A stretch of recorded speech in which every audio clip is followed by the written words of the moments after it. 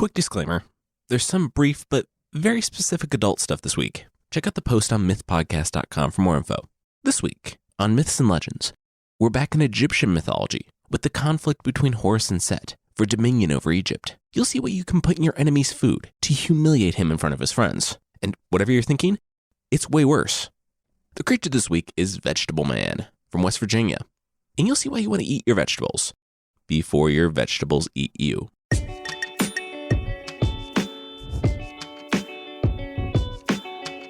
This is Myths and Legends, episode 104, The First Avenger.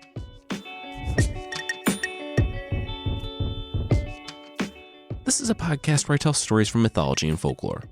Some are incredibly popular stories you think you know, but with surprising origins. Others are stories that might be new to you, but are definitely worth a listen.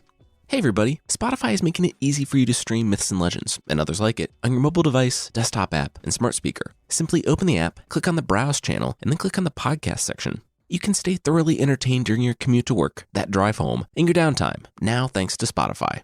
Previously on Egyptian mythology, Osiris, the first pharaoh after Ra, found himself tricked and murdered by his own brother, Set, who then took over the throne.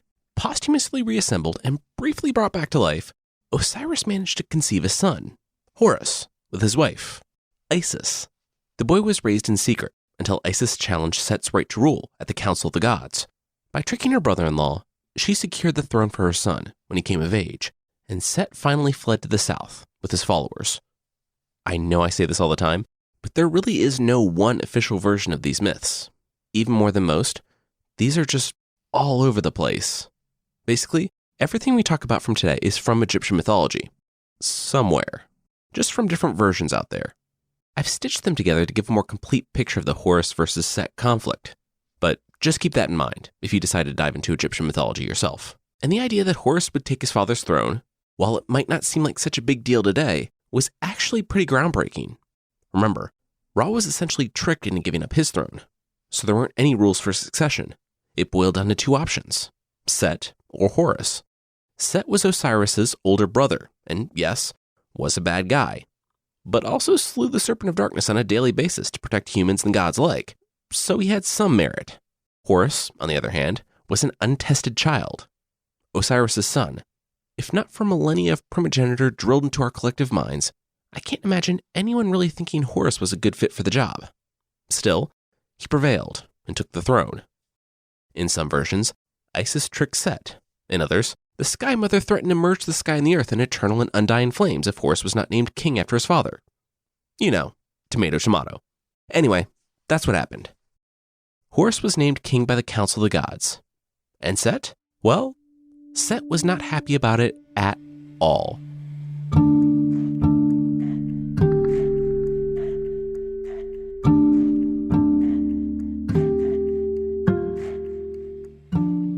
When he's grown, let him come against me, Set said. I'll slay him and feast on his flesh, and I'll become king indeed. Horus had only been a boy when he heard those words at the council. His mother, Isis, had transformed into Set's wife to trick him into giving up the throne that he had stolen after he murdered the somewhat rightful king, Osiris. Horus was Osiris's son, but he had never known his father, on account of being conceived after the god had already died. His mother had reassembled the body solely for that purpose, so that Osiris could have an heir to the throne, so that Osiris could have an Avenger. Horus knew the reason for his existence, for as long as he had been in existence, but he really felt it that day at the council, the day he became pharaoh of Egypt.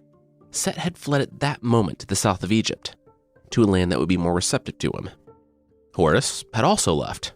Even though he was pharaoh, he was still a boy. He was a boy born for one purpose, and he needed to start his training. He said goodbye to the assembled gods in the north region, before beginning his journey to the sea. When he reached the water, his mother was already there, and stood waiting by a small boat.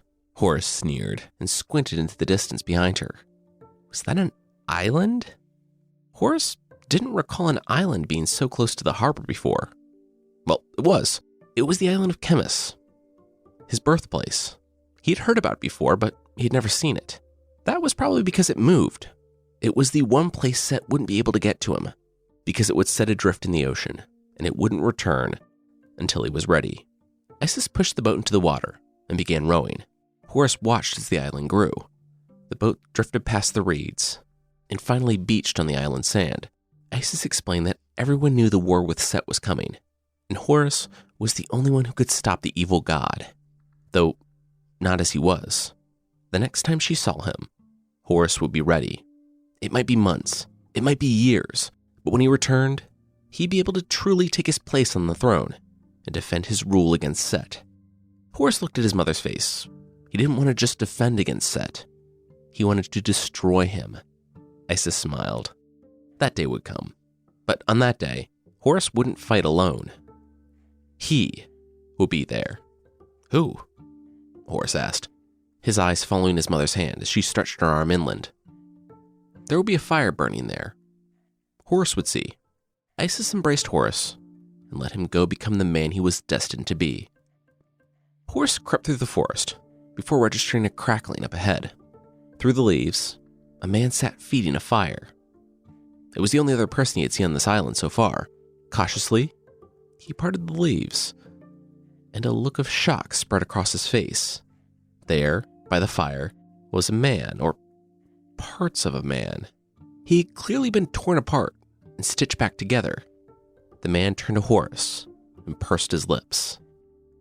"Hi, son."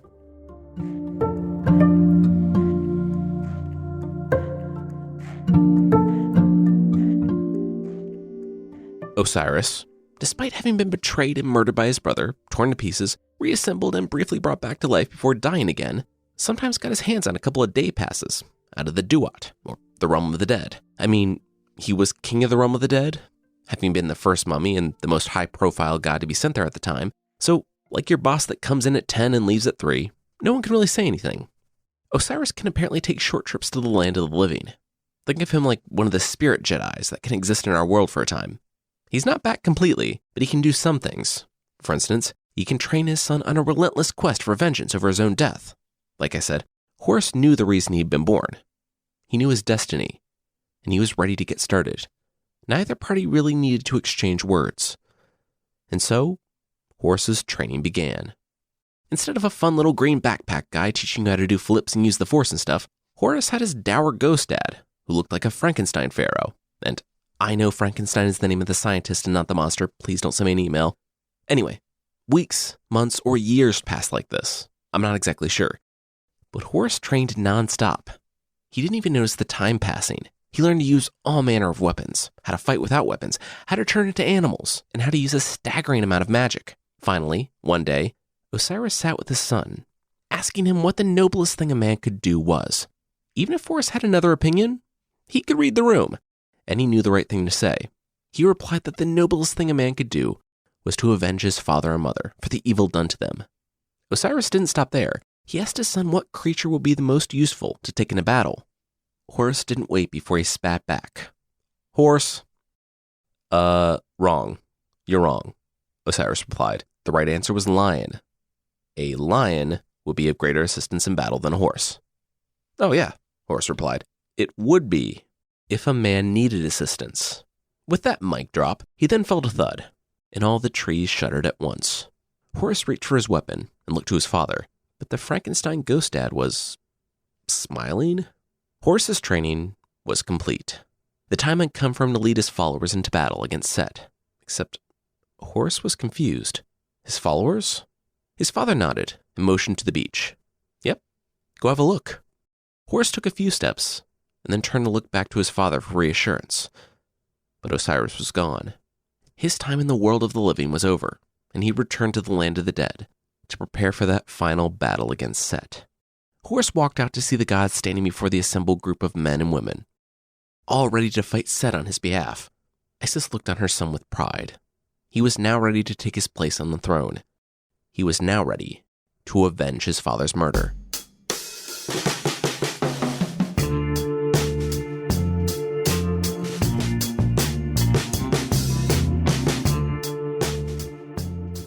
Hours later, Horus and the god Harmachis, who was also just kind of another name for Horus, were walking along the Nile.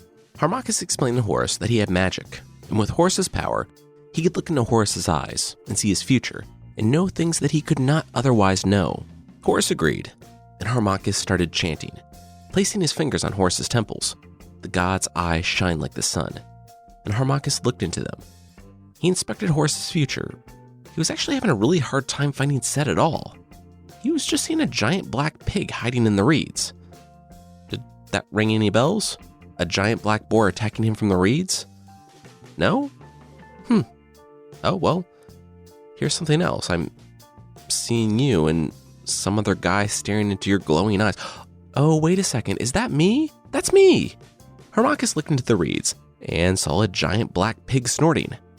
Right before it charged, Horus blinked and his eyes went back to normal. But not before the giant black pig bowled him over.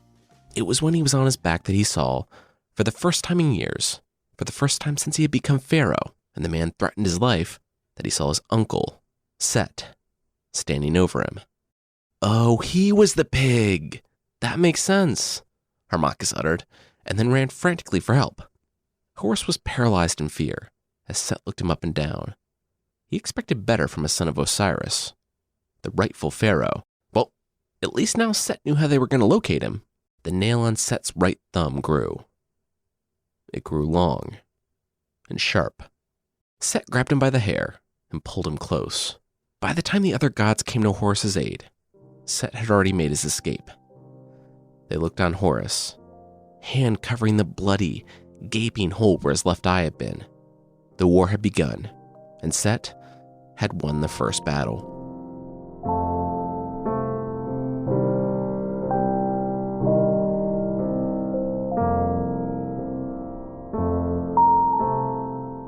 Thoth, the god of wisdom and magic, had good news and bad news. The good news? Set hadn't destroyed the Eye of Horus. He couldn't. It was the eye of a god, and it had great power. The bad news? He had torn it into 6 pieces and hidden them all over creation. Thoth would start the search, but in the meantime, Horus couldn't rely on that magic to find Set. He needed to be ready whenever his uncle attacked. Shouts began outside, followed by screams. Turned out Horus needed to be ready right now. Set was attacking again. It wasn't just one pig this time, but the entirety of Set's army, all of his worshippers and followers that he had taken to the south of Egypt. They had come back to seize the throne. Horus threw a patch over his left eye, stepped outside to face the army, and took off into the sky. Turning into a shining and shimmering golden disk, he looked on the swarms and swarms of humans pouring into Memphis and killing his followers, and far off, he could see Set watching and commanding them. That's when he had an idea. There were things he could do to Set's followers that he couldn't do to a god. Above the attacking force, Horus's voice boomed, telling them that their eyes shall not see, and their minds shall be darkened likewise. The men stopped for a moment. Was that golden shimmering disk up in the sky talking to them? But then they realized that they couldn't understand the language and didn't recognize the men standing next to them. A realization washed over Set's army at once. The enemy had come among them in disguise. They had to kill him. Set watched as his army left Horus's alone and turned to tear itself apart. From the sky, Horus watched as the army that remained retreated. Horus had won the second battle. It was a few weeks later when, again, they heard screams coming from the south. Now, I didn't know this until a few months ago, but a hippopotamus, it can move. They can run as fast as 19 miles per hour despite their stubby little legs and heavy weight. For some context, Usain Bolt ran the 100-meter dash at 23 miles per hour, just 4 miles per hour faster than a hippopotamus. According to the BBC, the hippo is the world's deadliest large land mammal, and they're extremely aggressive. That's why people panicked when, swarming out of the Nile, came dozens of hippopotami alongside their silver medal winner for deadly African creature, the crocodile. Set was sure he had Horus this time. There was no way the young god could turn these warriors against one another. Unfortunately for Set, Horus's first win had bolstered his recruitment efforts for his followers and worshippers. In the days since he had returned, Horus had also invented iron weapons in his downtime between fights, so pushing back the hippopotami and crocodiles, while extremely dangerous and likely resulting in a lot of deaths, was successful, and Set and his troops were bested once again.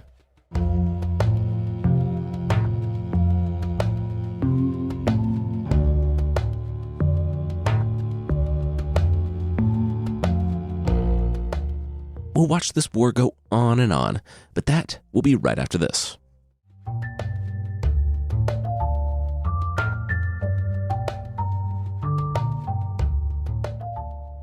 The war raged on, not for days or weeks or months, but for years, for decades. And while Horus had numbers in both people and gods on his side, Set had power. Each battle escalated the tensions, and attacks became more direct plots for revenge. In one particular episode, Set surprised Horus and sexually assaulted the guy. To get back at him, Horus put his seed on the lettuce leaves that Set ended up eating, and then, the next time Set confronted him, commanded it to come out of Set. It replied, that's right, it could talk, and asked how it should exit. So Horus thought about it and then decided, why not his ears? It obeyed and formed a golden disc above Set's head, which then immediately moved to crown Horus and declare him the winner of whatever in the world that was. Another time, Set challenged Horus to a duel in the river, where they would both turn into hippopotami, submerge themselves in the water, and the first person to come up for air, or come up because he was dead, would forfeit all right to be Pharaoh. Tired of watching his followers die, and also tired of fighting crocodiles, Horus agreed to the match. So both gods turned into hippopotami and submerged themselves in the river. Isis, Horus's mother, was nervous. She knew her son was strong, but she knew her brother-in-law was stronger. He had fought the Serpent of Darkness on a daily basis, and he had killed Osiris, the king of the gods. Isis had to do something to help her son, so she fashioned an iron spear and crouched by the riverbanks as the water churned and bubbled with blood, the fight raging beneath the surface. The moment she thought she had a clear shot, she took it. Isis threw the spear, and she hit her son. She could see the hippo screaming under the surface and immediately commanded the spear to let her child go. Obediently, the barbs relaxed and the spear returned to her. Okay, that was a mistake. Who knew hitting a nearly identical hippo in blood-clouded water would be so difficult? She threw the spear again, and this time, it hit its target. Set surfaced and wailed, asking his sister-in-law why she was hurting him. In the moment, Isis began to waver. Horus surfaced too and screamed at his mom, asking what she was doing. She commanded the spear to return, but Set declared that with this interference, the fight was over. Set submerged again and disappeared. Horus transformed back into his normal form and swam to the riverbanks in a huff. His mother sat on the sand, contrite. She could see that Horus was mad with her and she apologized for interfering with the fight. It wouldn't happen again. Horus stood. Oh, she misunderstood him. He wasn't mad that she interfered. No, he was mad that she let Set go. Really mad. With that, he pulled out his sword and chopped off his mother's head. Of course, as his anger abated moments later, he looked down in horror at what he had done in his rage. He scooped up her lifeless body, chased down her rolling head, and brought it to the one man who could help.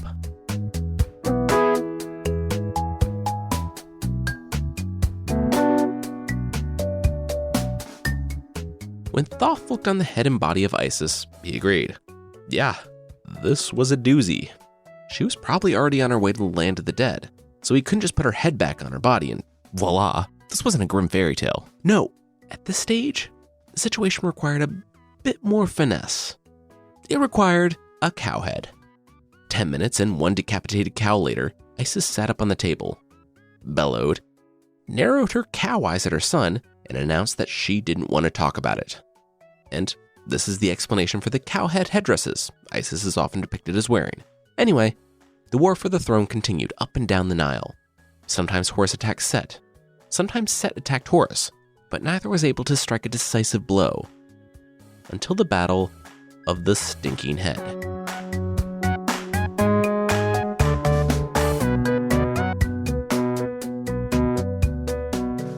One of the many battles had just ended, this time in Horus's favor, and Set's followers were beating a retreat, when the Nile began to bubble and the ground shook all around them. Set's people stopped retreating for a moment and stood to watch. They all knew what, or who, was in the river. Of course, it was Set, who had taken the form of a massive monster with an animal head. I guess his magic couldn't quite get him all the way there, because the head was in rough shape. It was already half dead and decaying and smelled pretty horrible. Thus, the battle became known as the Battle of the Stinking Head. Horus transformed into a hawk and attacked from the air. He turned into a hippo and attacked from the ground. And finally, he turned into a crocodile and bit Set from the water. Set flailed and punched as best he could, until Horus finally brought the giant head to his knees and found an opening. Horus ran back to his iron mace laying on the shore of the river, and he brought it down hard on the stinking head. Set instantly fell unconscious, at which point Horus ordered his followers to bind him and drag him from the river to the Council of the Gods. Now, Horus knew he couldn't just kill Set. He had to receive permission from Ra first. Almost as soon as he arrived at the council, a prophet also arrived with a message. Set will be punished by Horus, and Horus was to do to him what he did to Osiris. There was no hesitation. Horus gripped his sword, and seconds later, the stinking head rolled from Set's body. And they probably burned it or something. It was very stinky. And just like that, it was over. The gods rejoiced, and Horus finally ruled as pharaoh over all of Egypt. But one god in particular, Thoth, did not celebrate with Horus and the others. He furrowed his brow from the back of the crowd and left. This death of Set defied all prophecy. It didn't make sense, and yet they had all seen Set be beheaded before the council. The war that raged for years on end was finally over. How could he argue with that? No one had seen, and no one would know for weeks to come, however, that right before the blade fell, Set's spirit actually left his body and possessed one of his followers from the group of men that had been forced to watch the punishment in order to pass along the news to the south that their leader was dead. That man had been prepared for just this purpose, and as the prisoners were being led away next to the river, the spirit of Set leapt once again into a black snake who slithered into a hole on the riverbank. Everyone thought Set was dead, of course, and so Harmachis transformed into a sphinx, a creature with the body of a lion and the head of a man, and went to work killing any of Set's followers that remained. That's actually the origin of the Great Sphinx of Giza. It's a depiction of Harmachis. It wasn't called a sphinx, though. It was named by the Greeks when they encountered it hundreds of years later. It wasn't long before Thoth approached Horus, the now undisputed pharaoh, to tell him that it wasn't exactly over. A shadow was growing again in the south. Set hadn't died after the battle of the stinking head. His spirit had escaped Voldemort style and fled into snakes that made their way south. It took Thoth too long, too. Set had already grown too much. He was almost back to full strength, and he was coming for them. Thoth could see his following had grown too. Everyone had watched Set die and then return. All signs suggested that nothing could stop him. Thoth knew Horus's might, and he knew Set's. This would be their final battle. Horus heard the message and decided he would not wait for Set to grow to full power and wage war in his land. No, he would take the fight to his uncle and end this once and for all.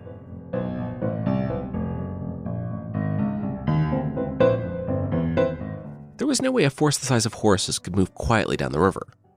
It was just impossible. An armada followed behind the son of Osiris, who stood in the lead boat. He wasn't going to be a shimmering disc or hippo or something for this fight. Nope. He would go as Horus, son of Osiris. I mean, he would be a 12-foot tall version of Horus, son of Osiris, with an imposing harpoon, but he was still basically himself.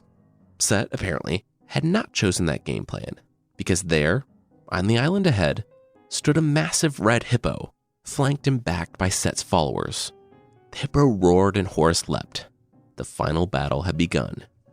Set's first move was to call down darkness onto the land and command the Nile to flood, so as to drown his enemies. It was complete chaos. Both armies fought with everything they had, despite struggling and drowning in the Nile's swells around them.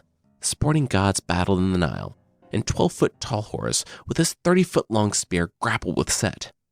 The red hippo, however, was so enormous that he could straddle the Nile. Having pushed back Horus's men, Set threw his nephew down into the water and dove after him to crush the body of Horus in his teeth. He would become pharaoh again. He couldn't help but enjoy this moment, the moment it all ended. The water bubbled and frothed before turning red. The battleground grew still. Everyone held their breath, knowing that this was the last throw. Whoever surfaced would be victorious once and for all. The red hippo rose from the water, and Set's followers cheered before falling silent in horror. The red hippo wasn't rising at all.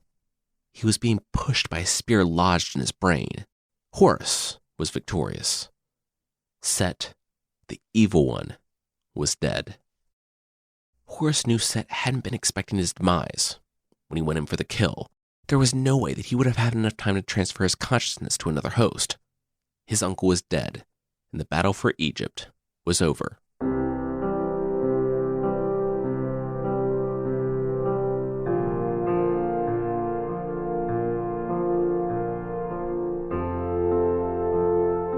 It's said that after that battle, darkness passed from the earth for a time, and peace reigned once again in Egypt. Horus sat on his father's throne, and was third in a line of pharaohs that would stretch on through the centuries. Each year, priests would celebrate his victory over the enemies of Osiris at the temple they had constructed in his honor. Horus reigned for hundreds upon hundreds of years. No one knew who was the first to go, but everyone knew the time had come. The days of gods walking upon the earth had ended. Each successor of Horus, each pharaoh, though human, was believed to have the soul of a god. In the streets of Memphis, long after the time of gods had come to an end, an old beggar passed invisibly in the crowd. Even if he wasn't the god of magic, no one would have seen him pass by. He had remained on Earth long after all the others, because he still had a purpose. It had been given to him long ago by his pharaoh, and he intended to see it through to the end. The more visions revealed themselves, the more he realized that this task was the most important one in the universe. The fate of the earth hung in his ability to find them all, and his visions had led him here. It was almost done. The vendor didn't realize what he had in these artifacts. To him, it was just a heap of junk. Thoth produced enough gold to buy the whole pile, though he walked away with a single piece no larger than a raisin. The vendor blinked, and the stranger was gone. In an instant, Thoth was back at the place that had once been the Council of the Gods. It had been centuries since he had been there, since he had collected another piece. Now, it was complete. Thoth held the one piece he had just obtained next to the 5 others. It flew to them and snapped into place like a magnet, and together, they began to glow. Thoth took a step back and smiled. The Eye of Horus, that Set had gouged out and ripped apart centuries ago, was complete again. Even Horus didn't know its true power, but it could be used not only to see the future, but to return the dead to life. Even a dead god. Even Osiris. And that was good, because they would need the Lord of the Land of the Dead to return and ride one more time in battle against his brother, because death could not hold Set. He, too, was returning, and their final battle would decide the fate of the world.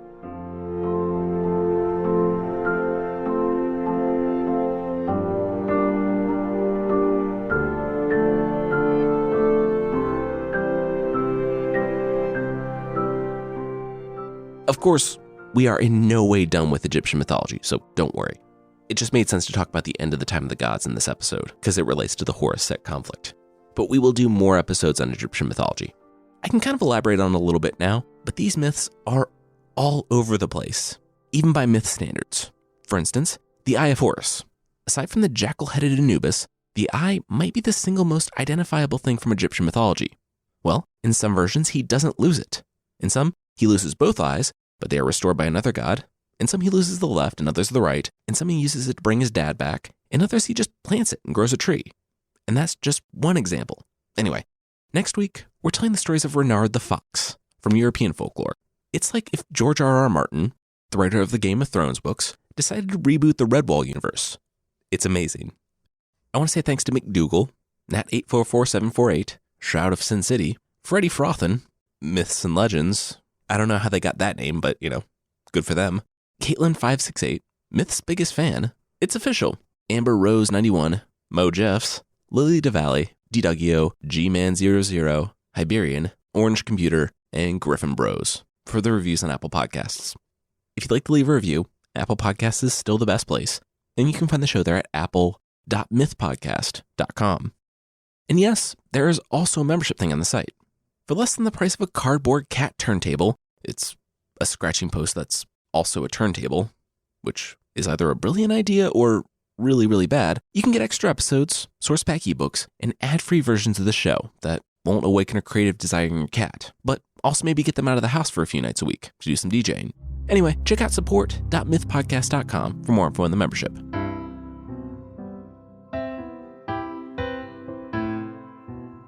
The creature this week is Vegetable Man from West Virginia in the US. The Vegetable Man is neither a vegetable nor a man. In the late 1960s, a man by the name of Jennings Frederick was in the woods bow hunting woodchucks outside of Fairmount, West Virginia. He stepped out into a clearing to see something he mistook for a tree. It loomed over him with a green, vegetable stalk-like frame. Its arms were no bigger around than a quarter, and its whole body resembled the stalk of a plant in shape and color. Jennings' eyes snaked down the stalks to see the thing's fingers. They were 7 inches long, and at the area where the human knuckle would be, they simply stopped. There was a suction cup in the place of the rest of the finger, and in the middle of the suction cup was a long, thin needle. Then it talked to him. It sounded high-pitched, like someone rewinding a tape recorder. Jennings didn't speak the language, but somehow he knew what it meant. The thing told Jennings that Jennings need not fear it. It came as a friend and knew of humans. It came in peace and just wished for some medical assistance. It needed Jennings' help. Before Jennings could even react, the Vegetable Man decided to treat itself to some medical assistance. The creature's hand flew to Jennings' arm, and suction cups affixed themselves to his skin. He felt the needle stab into his arm, and for 2 minutes, the creature took his blood. He claims that, during this time, he was put into a trance by the creature, and by the time he recovered, the non-consensual blood donation was finished, and the creature was bounding off over the next hill. Jennings did not feel the need to follow, and ran straight home. Jennings Frederick was the only person to ever see the Vegetable Man, who he claims was an alien. He kept it a secret though, and for 8 years, he maintained that the marks on his arm were from him stumbling into a briar patch. He finally spoke up to a man by the name of Gray Barker, an author, paranormal investigator, and occasional hoaxer. Gray Barker made a lot of money off of writing about the paranormal, and actually introduced the notion of the Men in Black.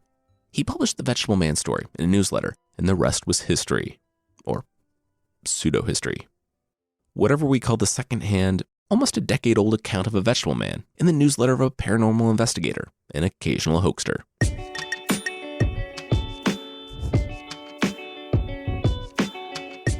That's it for this week. The theme song is by the band Broke for Free, and the Creature of the Week music is by Steve Combs. There are links to even more music in the show notes. And today's episode was written by me, Jason Weiser, and produced by Carissa Weiser. Thanks so much for listening, and I'll see you next time.